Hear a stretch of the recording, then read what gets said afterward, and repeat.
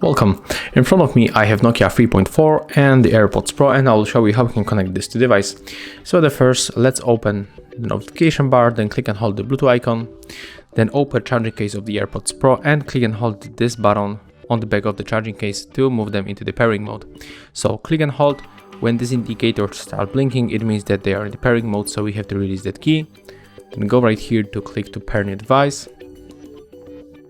When the AirPods pop on the list, we have to tap on them, just making like that.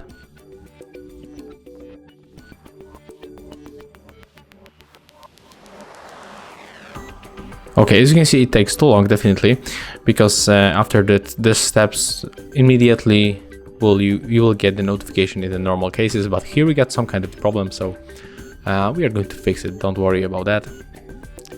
Let's close the case, let's turn it off. Turn off Bluetooth, open case of the AirPods, click and hold the back button to move them into the pairing mode. Okay, it's blinking, so release that key. Then just click to pair new device another time. And let's try to connect right now. Click pair. And as you can see right now, it works.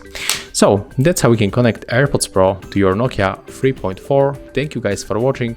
Leave thumbs ups, comments and subscribe to our channel.